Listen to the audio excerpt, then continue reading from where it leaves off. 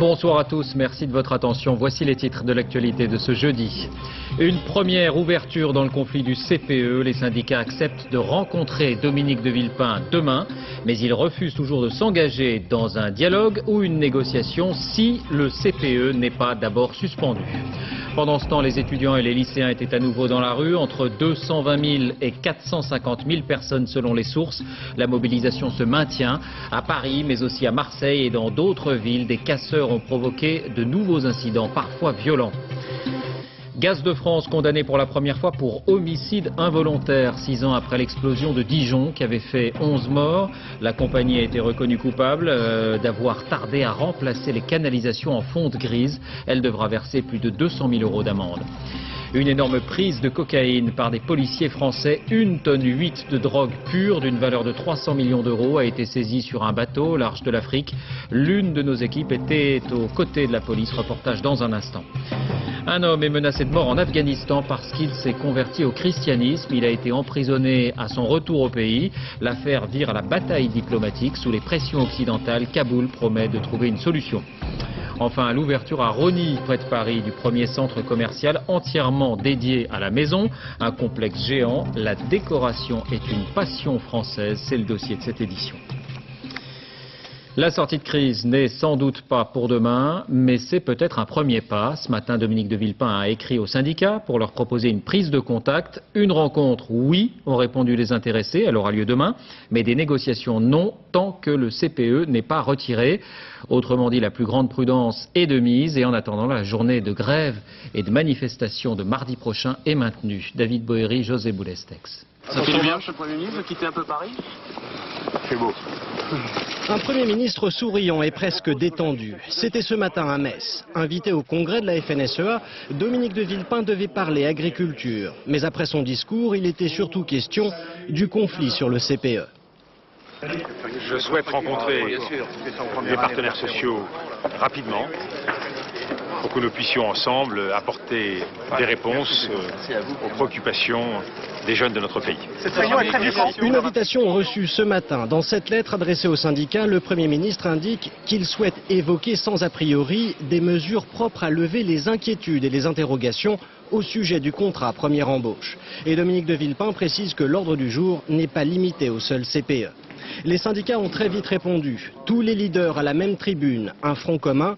Ils iront ensemble dès demain au rendez-vous de Dominique de Villepin avec toujours la même revendication, le retrait du CPE. On est tous d'accord pour dire on ne va pas demain entamer une négociation sur des aménagements, des améliorations, quels que soient les termes. Si l'on veut discuter, non pas du CPE, mais des thèmes de précarité d'emploi des jeunes, ça suppose qu'il n'y ait plus le CPE. On est capable d'aller jusqu'au bout pour le retrait. Et ça, c'est mal comprendre et mal connaître la CFDT et ses militants pour s'imaginer qu'on accepterait un compromis sur des aménagements de ce texte.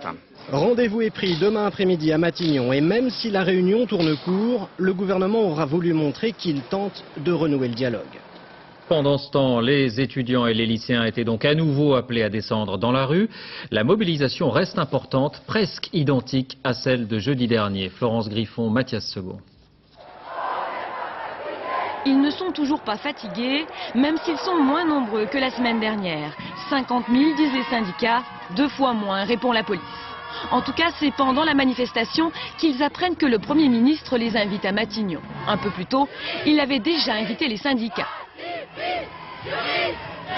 Eux sont très méfiants. J'ai l'impression que c'est un coup de pub de la communication, mais le seul élément qui pourra faire que le dialogue s'installera, ce sera de lever l'hypothèque du CPE. Là-dessus, l'UNEF et la base sont visiblement sur la même longueur d'onde. On maintient que discuter une fois qu'on a passé une loi en force, ça sert à quoi? Ça sert à nous faire croire qu'on veut discuter. C'est trop tard. Vous ne le croyez pas? Plus du tout. À Lille, la police encadre très strictement les lycéens et les étudiants. Ils sont entre 7 500 et 12 000 à battre les pavés du Nord. À Toulouse, ils sont plus nombreux. Qui veulent précariser les jeunes répondent. Entre 10 et 16 000 jeunes entourés d'enseignants et de syndicalistes. Leur mot d'ordre, tous ensemble mardi prochain pour la grève interprofessionnelle. De toute façon, nous, on va continuer à se battre jusqu'à qu'ils le retirent. Si le gouvernement espère le pourrissement, il a perdu. À Bordeaux, on y croit aussi. 7 à 20 000 jeunes défilent avec des banderoles très explicites. Là encore, la crise de confiance avec le gouvernement est consommée. Je pense qu'on est dans une partie d'échec entre Dominique de Villepin et Nicolas Sarkozy, qui préfèrent jouer leur jeu politique entre eux plutôt que l'intérêt du peuple, l'intérêt de la nation, l'intérêt de la France. Sur toute la France, cette nouvelle journée de mobilisation aura réuni entre 220 000 et 450 000 personnes. Reportage réalisé avec nos bureaux en région. Une fois encore, les casseurs étaient de la partie. À Paris, ils ont provoqué la police, brisé des vitrines, agressé des manifestants et les pompiers. Amaury Guibert, Mathieu Bierden. La manifestation n'est même pas passée par la gare Montparnasse et les CRS sont déjà en position, car en tête de cortège, les casseurs sont là. À mon avis, ils sont partis pouiller là-bas. Ils sont partis pouiller. Pouiller, c'est-à-dire casser ou voler. Des policiers en civil repèrent les meneurs. 2 heures plus tard, esplanade des Invalides, les incidents deviennent beaucoup plus sérieux. Des petits groupes s'en prennent à des voitures en stationnement. Dans une petite rue, d'autres véhicules partent en fumée. Les pompiers seront pris pour cible en essayant d'intervenir. Pris pour cible eux aussi des manifestants, comme ce jeune homme qui tombe à terre. Les casseurs l'agressent pour le dépouiller. Il s'en tire sans trop de dommages. C'est pas une manif, c'est du vol organisé, donc vous reculez. La dispersion de la manifestation vire à l'émeute généralisée. J'ai vu une jeune fille se faire molester par 5 ou 6 jeunes. Elle s'est sauvée vraiment par miracle. Ensuite, des jeunes qui ont été pris à partie, on leur a arraché le sac à dos, vidé par terre, etc.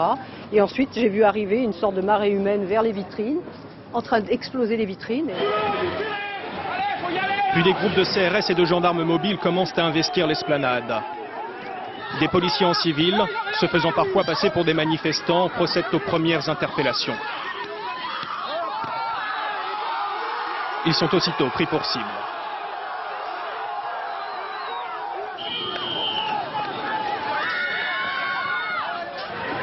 À 19h30, 141 interpellations ont été effectuées, parfois sans ménagement. Pour beaucoup, il s'agit de vols de téléphones portables. Le nombre de manifestants agressés et blessés n'était en revanche pas connu à 20h, mais ils sont nombreux et certains pensent que les forces de l'ordre auraient dû intervenir plus tôt pour éviter ces incidents. Si nous étions intervenus plus tôt, il est clair que nous aurions certainement blessé des jeunes qui étaient là pour manifester. Donc, une fois de plus, je pense qu'il fallait attendre la fin de la manifestation pour justement faire le tri au sein des jeunes, quoi. Et vers 18h30, les incidents prennent fin. Les forces de l'ordre reprennent le contrôle de l'esplanade des Invalides. Et puis, fait nouveau et un peu inquiétant, plusieurs manifestations dans les régions ont elles aussi été marquées par des affrontements. Généralement, les casseurs ne sont pas des étudiants, c'est important de le signaler, mais dans certaines villes, les cortèges se radicalisent. Yasmina Farber, Jacques Deveau. À Rennes, les incidents ont commencé devant un grand magasin. Des manifestants plus radicaux brisent des vitres. Des voix supplient d'arrêter l'escalade. Le mal est fait. C'est immonde, ça sert à rien, c'est stupide. Le seul truc que ça fait, c'est 12 000 personnes qui passent pour des casseurs. Pendant 4 heures, 4 à 500 jeunes dispersés provoquent les forces de l'ordre. Charges et interpellations musclées vont rythmer tout l'après-midi. Tout va bien, jeunes. Ici, il y a les manifestants, là-bas, il y a les casseurs. Nous, on s'occupe des casseurs. T'as compris? Allez. À Marseille, une cinquantaine de casseurs s'invitent et infiltrent le cortège jusque la Bonne Enfant. Aux abords de la gare Saint-Charles, ils vont s'opposer aux policiers. Jets de pierre et lacrymogènes marquent la fin de la manifestation. Dernière sommation, on va faire usage de la force! À Poitiers, les forces de l'ordre n'ont pas eu affaire à des casseurs. Ce sont de vrais manifestants, des étudiants anti-CPE qui bloquaient les voies de la gare. En fin de journée, ils seront délogés sans violence, dans le calme. Face à ce climat qui s'est dégradé ces derniers jours, certains parents d'élèves sont inquiets. Ils étaient parfois présents dans les manifestations pour surveiller et surtout pour protéger leurs enfants. Nabila Tabouri, Zidenberkous. Dans la manifestation, ce qu'on vous propose, c'est comme la dernière fois, on reste à côté devant. Dernière recommandation avant de partir en manif. Au lycée Blanqui à Saint-Ouen, cherchez l'élève et vous trouverez un parent. Depuis le début de la semaine, les adultes ne quittent pas les abords de l'établissement classé sensible. Leurs enfants, engagés contre le CPE, bloquent régulièrement le lycée. Eux se relaient matin et soir, une présence à la fois rassurante et dissuasive. Les petits jeunes, même s'ils sont casseurs, les adultes, ils essayent de faire attention. Ils se disent, bon, peut-être aller plus doucement que prévu. Les parents ont eux-mêmes choisi d'intervenir.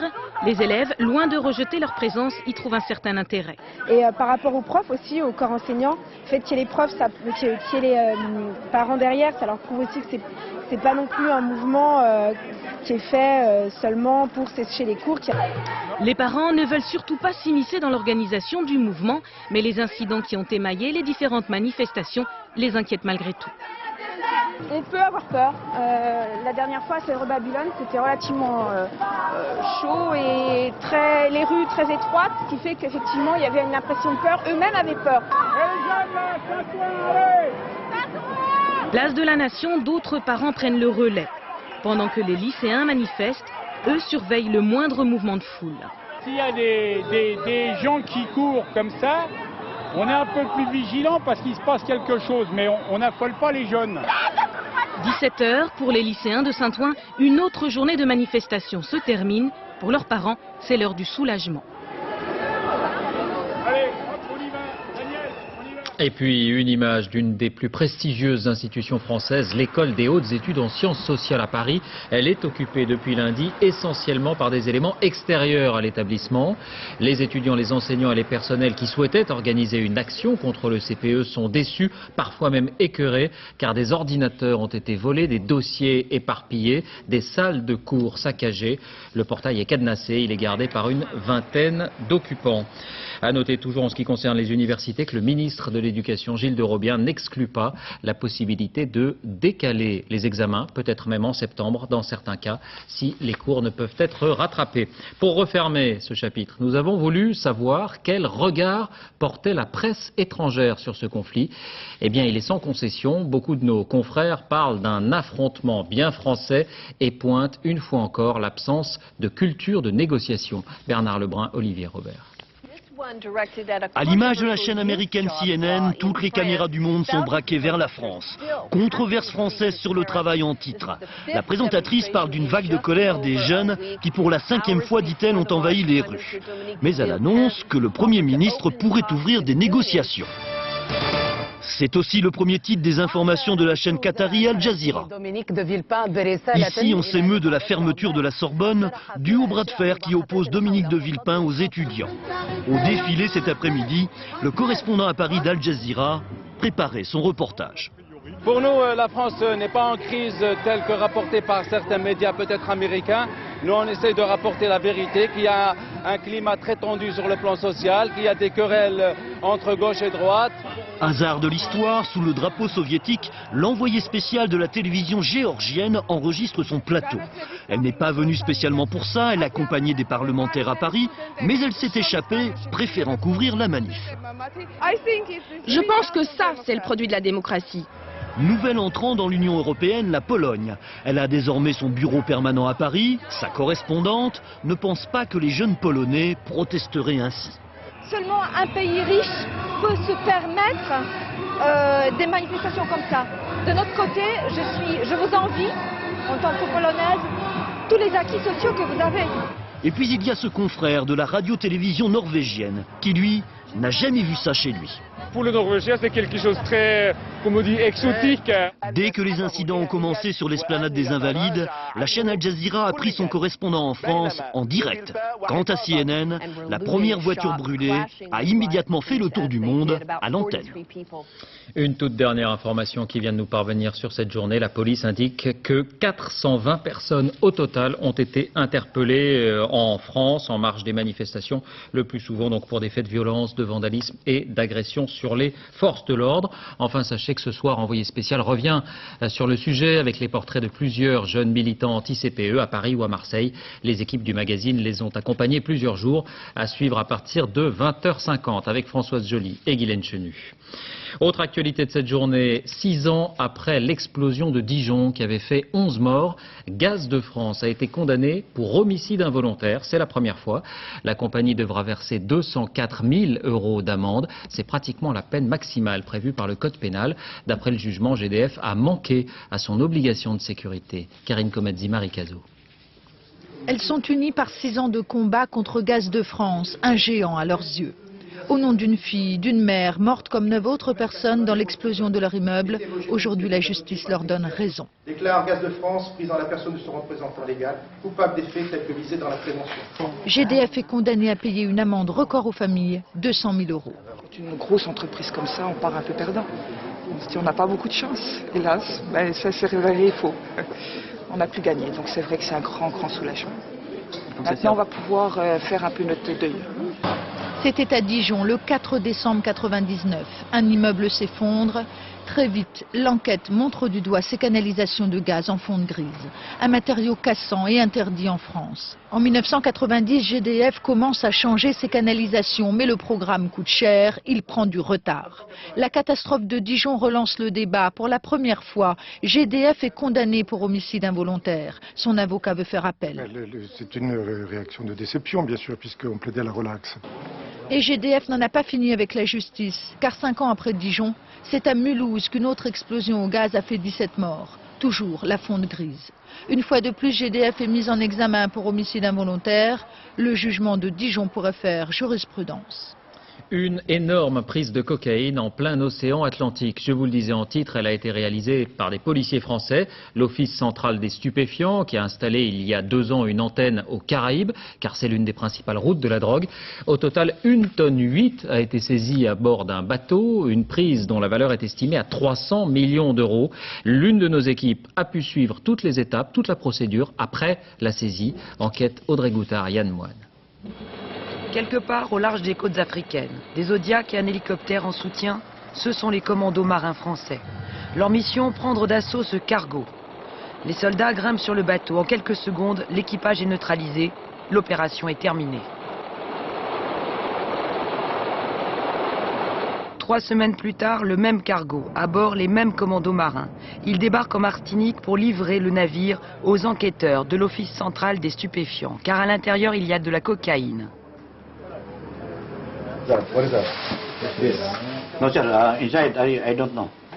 Il ne sait pas, et pourtant c'est l'un des membres de l'équipage. Mais comme ses 14 collègues, il nie connaître l'existence de la cargaison. That's why you're here. You know cocaine, drug. Welcome to Martinique. 1,8 tonne au total, découverte dans les cales du navire. Les policiers et le substitut du procureur font leur compte. C'est quasiment 300 millions de... ça permet de vendre dans la rue pour 300 millions. Oui. Dans la soute du bateau, l'équipage, composé de Philippins, de Chiliens et de Colombiens. Les hommes écoutent avec attention l'annonce de leur placement en garde à vue.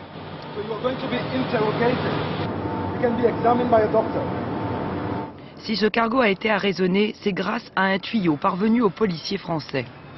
On a un travail en amont sur cette affaire, un travail de renseignement avec les partenaires étrangers, des services étrangers présents dans la zone.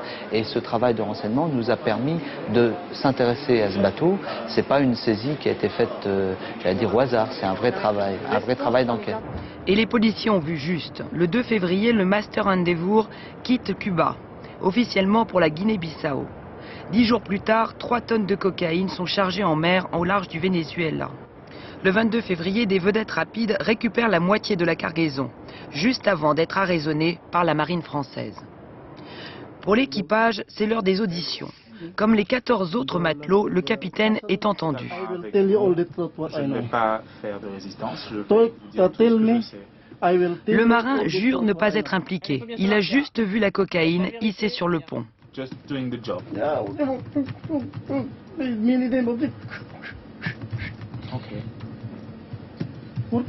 Donc les ballons ont été hissés à bord. Et ensuite... Il dit encore qu'il n'avait pas le choix, que des trafiquants l'ont forcé à prendre la drogue à bord. Les heures passent, l'audition tourne en rond. Le capitaine apparaît de plus en plus nerveux. Il a peur de se faire tuer, il a peur que sa famille se fasse massacrer chez lui. S'il parle, il a demandé à être protégé. Et ça a pas l'air de plaisanter. Hein.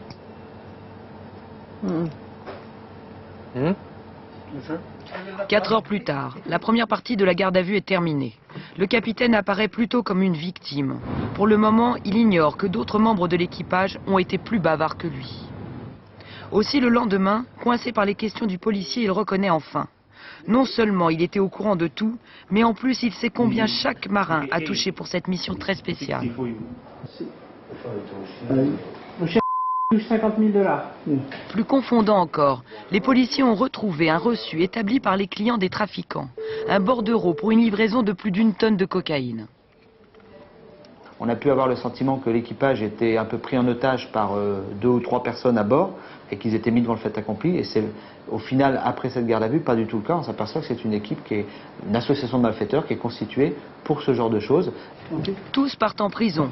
L'antenne Caraïbe des stupes a été créée il y a 3 ans. Épaulée par les douanes et les militaires, sa mission est claire, empêcher que la drogue n'arrive dans les dom-toms et en Europe. Et là, c'est chose faite. La cocaïne saisie sur le bateau terminera sa course dans l'incinérateur de Fort-de-France. L'actualité à l'étranger avec d'abord le sort de cet Afghan qui mobilise toute la communauté internationale. Converti au christianisme lors d'un séjour en Allemagne, il a été immédiatement emprisonné à son retour car c'est interdit par la loi islamique, la charia appliquée à Kaboul. Il risque maintenant la peine de mort, mais un compromis entre guillemets devrait être trouvé. Pascal Golomer, Tristan Lebras. Il s'appelle Abdul Rahman. S'il s'est retrouvé devant un juge de Kaboul la semaine dernière, c'est parce qu'il s'est converti au christianisme. C'était il y a 15 ans. Et ce sont ses parents qui l'ont dénoncé à la police il y a seulement 2 semaines. Pour le procureur, la loi islamique, la charia, ne laisse planer aucun doute. Un musulman qui se convertit à une autre religion mérite la peine de mort. Voilà l'unique pièce à conviction, une Bible traduite en pachtoun. Ils veulent me condamner à mort et je l'accepte, mais je ne suis ni un déserteur ni un infidèle, je suis chrétien. Le juge promet de statuer en toute indépendance et il affirme que c'est bien la charia qui doit s'appliquer en Afghanistan aujourd'hui. Sa seule chance, c'est qu'il se repente. Sinon, vous verrez bien le genre de punition que nous lui réservons. Mais l'affaire a rapidement dépassé les frontières de l'Afghanistan. Les protestations affluent de toutes les grandes capitales, Berlin, Londres, Paris. Tous ceux qui financent aujourd'hui la reconstruction du pays demandent au pouvoir en place d'intervenir. Jusqu'au président Bush hier soir. Ça m'inquiète beaucoup que dans un pays que nous avons libéré, un individu ait des comptes à rendre pour avoir choisi une religion plutôt qu'une autre. Mais la justice afghane n'a pour l'instant pas cédé. Abdul Rahman et sa Bible non plus. En Irak, la libération de 3 otages occidentaux, un Britannique de 74 ans et 2 Canadiens plus jeunes. Tous 3 travaillaient pour une association humanitaire. Ils avaient été enlevés il y a 4 mois avec un Américain retrouvé mort il y a 2 semaines. Les 3 captifs ont été libérés suite à une opération militaire des forces de la coalition qui avait obtenu un renseignement sur la localisation des otages. À ce propos, une pensée pour la famille de notre confrère Fred Nerak, disparu il y a 3 ans tout juste précisément en Irak. Son épouse a lancé aujourd'hui un appel aux chaînes arabes pour tenter d'obtenir des éléments. Aux États-Unis, un homme de 100 ans vient de prendre sa retraite après 72 années passées dans la même entreprise de transport à Los Angeles. L'histoire retient l'attention de toute la presse, mais au-delà de l'anecdote, elle met en lumière un phénomène, celui des travailleurs pauvres dont la couverture sociale est réduite au minimum. Correspondance Alain Chalvron, Aaron Diamond. Normal. Pour ses 100 ans, Arthur Winston a eu droit à une petite fête. Ce qui est moins banal, c'est que cette petite fête s'est déroulée non pas en famille, mais au boulot. Car en même temps que son 100e printemps, Arthur a fêté sa retraite. Il y a des gars qui vont me manquer, bien sûr. Ils vont me manquer, ils seront loin de moi. Lundi encore, au petit matin, Arthur était fidèle au poste en train de nettoyer les bus.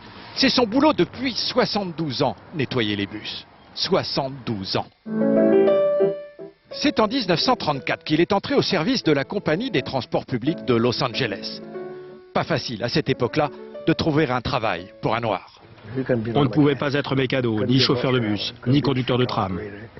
Va donc pour le nettoyage. En 72 ans, Arthur n'est jamais arrivé en retard, ni parti en avance. Un seul jour d'absence en 1988 pour la mort de sa femme. Les gens se plaignent tout le temps. Pour un bobo, ils s'arrêtent. Moi, je me suis senti bien tous les jours de ma vie. L'histoire d'Arthur Winston n'est pas qu'anecdotique. 5% des salariés dans ce pays ont plus de 65 ans. Et il y a des abus que certains voudraient bien corriger par une sorte de contrat dernière embauche qui fixerait en quelque sorte des limites.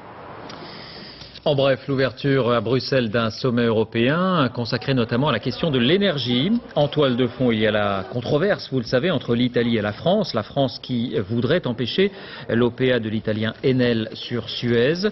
Silvio Berlusconi a fait savoir qu'il n'entendait pas finalement dénoncer le patriotisme économique de Jacques Chirac, que vous avez aperçu tout à l'heure, et du gouvernement. Et puis au Bourget, près de Paris, l'ouverture du 33e congrès du Parti communiste français, avec en ligne de mire la présidentielle. La question tourne autour de la stratégie proposée par Marie-Georges Buffet, qui maintient le flou sur une candidature du PCF à un an de l'échéance. Le parti hésite entre sa relation traditionnelle avec le PS, les Verts, les radicaux, la gauche de gouvernement, et de l'autre, les appels du pied de la Ligue communiste révolutionnaire, la LCR.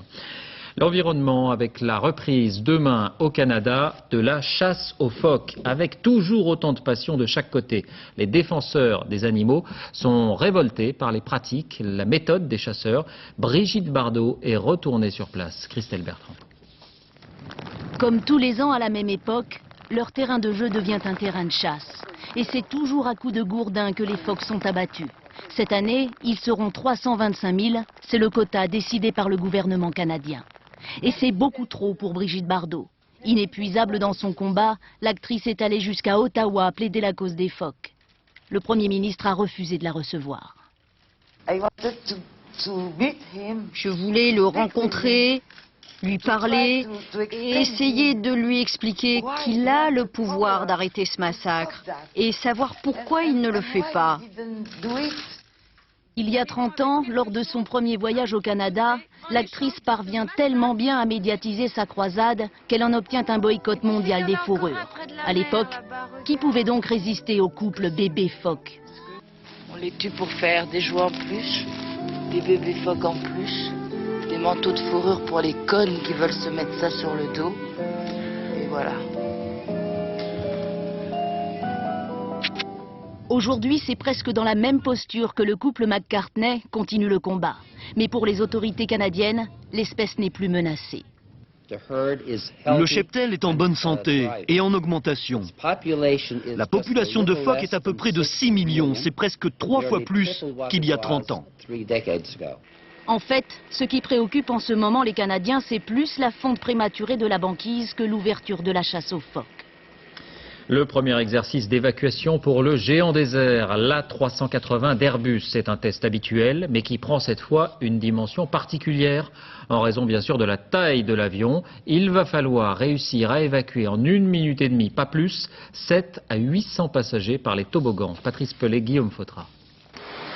Dimanche, l'A380 subira un test de certification, pas comme les autres. Ici, chez Airbus à Hambourg, plusieurs centaines de volontaires prendront place sur 16 sièges pour un exercice hors du commun. 873 passagers devront évacuer l'A380 en moins de 90 secondes. Le 747 c'est déjà haut, c'est déjà gros, mais un 380, 2 ponts, c'est donc 2 fois plus haut. Il faut évacuer les passagers sur un toboggan extrêmement sophistiqué, quelquefois 2 toboggans qui se superposent l'un à l'autre, donc double déclenchement, double problème. L'appareil a 16 portes, 8 de chaque côté. Le premier pont est à 5 mètres du sol, le second à 8 mètres, l'équivalent d'un immeuble de 4 étages. Dans les années 70, voilà ce qu'avait imaginé Boeing pour le 747. Pour le test de dimanche, Airbus a recruté des volontaires de tous âges, repérés dans les salles de sport d'Hambourg.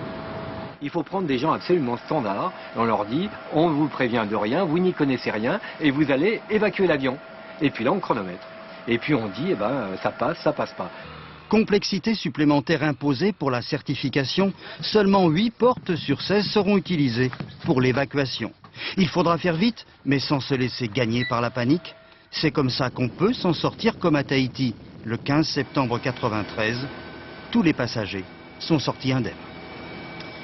C'est une première. Un centre commercial entièrement dédié à la maison a ouvert ses portes à Rosny, près de Paris, un complexe de 62 000 mètres carrés.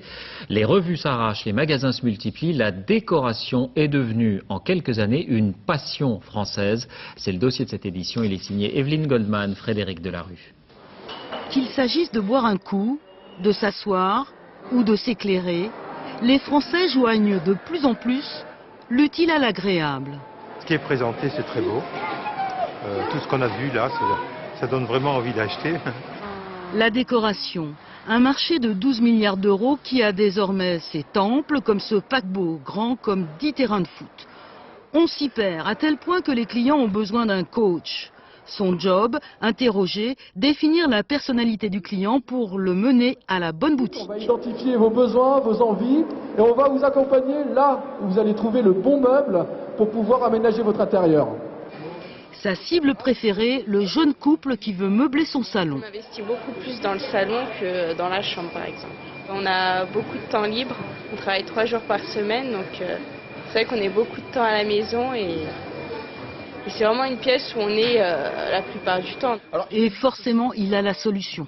Vachement sympa, c'est que vous avez un plateau que vous pouvez mettre sur le canapé, sur le coussin. Oui. Là, en 3 ans, le budget déco des Français a quintuplé. On mélange tous les styles, on recherche l'objet unique, comme cette armoire administrative entièrement relookée, et surtout, on change souvent d'avis. Avant, on comptait à peu près 15 à 20 ans pour changer le mobilier du séjour. On commence à avoir un rythme de 8 à 10 ans. Et depuis 18 mois, il y a un changement complet. Les Français ont envie de complètement relooker leur intérieur. Le confort dans l'hygiène et la propreté. Eau courante, électricité, cuisinière, télévision, pendant longtemps les Français ont couru après l'essentiel. C'était les 30 glorieuses, aujourd'hui c'est la crise. Dans les périodes économiquement un peu difficiles ou un peu instables, les gens ont tendance effectivement à se protéger un peu plus, à avoir envie de se retrouver ensemble, de se retrouver en famille. Et oui, on peut expliquer peut-être comme ça aussi cette espèce de nouvelle passion pour la maison. L'amorosité serait donc à l'origine de cette explosion de couleurs et de bon goût. Vive la crise pourrait donc titrer ces magazines, pas moins d'une 50aine de titres consacrés à la décoration pour 6 millions de lecteurs. C'est l'une des expositions événements de ce printemps, le douanier Rousseau. Des dizaines de toiles du maître de l'art naïf sont exposées au Grand Palais à Paris. Il faut savoir que le peintre n'a jamais quitté la capitale pour réaliser ces fameuses jungles. Isabelle Bechler, Didier Dahan. Henri Rousseau, dit le douanier, était bel et bien employé des douanes de son État. Il répertoriait les marchandises débarquées des péniches dans la cabane des bords de Seine qu'il a peinte à plusieurs reprises. C'est Paris qui l'a inspiré d'abord quand il s'est mis à la peinture à 40 ans révolus. Une peinture autodidacte, sans perspective, contaxée d'infantile, gentiment républicaine, résolument contre les boucheries de la guerre. Le douanier avait bon cœur et c'était un homme qui savait rêver. Qu'importe que les critiques se gaussent, Picasso et Apollinaire adoraient, c'était plus important. Ses rêves étaient ouverts et peuplés d'animaux exotiques. Contrairement à Gauguin qui a couru les mers orientales, Rousseau n'a pas dépassé la serre du Jardin des Plantes vers l'est pour trouver l'inspiration. De tous ces animaux, il a peuplé ces jungles. Des magazines illustrés d'alors, il a puisé les scènes cruelles où le fauve dévore l'humain, mêlant certains mythes à la mode de l'expansion coloniale de l'époque. Ces jungles étaient souvent oppressantes et sans pitié, et le peintre allait jusqu'à se faire peur. Lorsqu'il peignait une jungle trop effrayante, il était obligé d'ouvrir la fenêtre pour regarder dehors tellement il avait peur, donc il était la proie de ses propres fantasmes. Avec le temps, Henri Rousseau a privilégié les singeries facétieuses et ces jungles se sont pacifiés. Paris a cessé de se moquer de lui 5 ans avant sa mort, mais ce succès tardif ne lui aura pas épargné la fosse commune en 1910. Sport, football et une surprise comme la Coupe de France en produit régulièrement. Calais, club de CFA, l'équivalent de la 4e division, s'est qualifié pour les quarts de finale face à Brest. club de 2e division, 1-0 sur ce but de Hoguet après prolongation. Il faut rappeler que les amateurs de Calais étaient déjà arrivés en finale en 2000, il y a 6 ans. Et puis à noter aussi l'élimination du dauphin de la Ligue 1, Bordeaux, qui a perdu face à Montpellier, 1-0. Fin de cette édition, merci de l'avoir suivi. Tout de suite la météo, Patrice Drevet, du gris mais de la douceur. 20h50, envoyé spécial Guylaine Chenu, Françoise Choly, avec au sommaire notamment des jeunes militants anti-CPE, des portraits de ces militants. À lundi.